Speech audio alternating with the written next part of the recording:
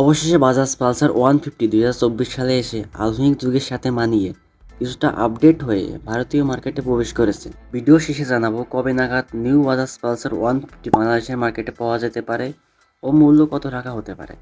এ কথা মোটেও অস্বীকার করার না, ছোটবেলা আমাদের অনেকেরই বাজাজ পালসার 150 স্বপ্নের বাইক ছিল। এক সময় রাস্তার রাজা ছিল বাজাজ পালসার 150। সেই ছোটবেলা থেকেই বাজাজ পালসারের সেই একই লুক ও ট্যাঙ্ক গ্রাফিক্স ডিজাইন দেখে আমরা বোর তো হয়েই গেছি, তাই না?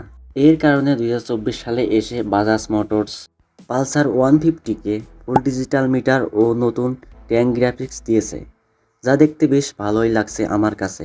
তবে পছন্দের বিষয়টা সবার ভিন্ন হয়ে থাকে। তোমরা কমেন্টে জানিয়ে দাও তোমাদের কাছে নিউ বাজাজ পালসার 150 এর আপডেট আসলে কেমন লেগেছে। বাজাজ পালসার 150 এর ফুল ডিজিটাল মিটারের দিকে তাকালে আমরা দেখতে পাই অলমোস্ট সবই আছে।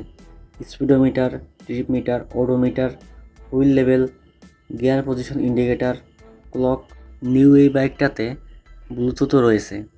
যাবতীয় বাইকের কল মেসেজ বাইকের মিটারেই দেখতে পারবে। বাজাজ পালসার 150 এই নিউ মডেলে মোবাইল চার্জ করার জন্য ইউএসবি পোর্টও দেওয়া আছে। আমি মনে করি এটা খুবই বড় আপডেট, যারা লং রাইড করে তাদের জন্য বিশেষত। বাইকটি জুন জুলাইয়ের মাঝামাঝি বাংলাদেশের বাজারে আমরা পেয়ে যেতেও পারি।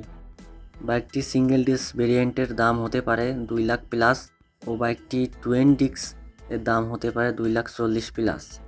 তোমাদের কি মতামত কমেন্টে জানিয়ে দাও। আর এমন ধরনের আরও ভিডিও পেতে রাইডার বা চ্যানেলটি সাবস্ক্রাইব করে পাশে থাকুন। সবাইকে ধন্যবাদ। অন্য কোনো ভিডিওতে আবার দেখা হচ্ছে।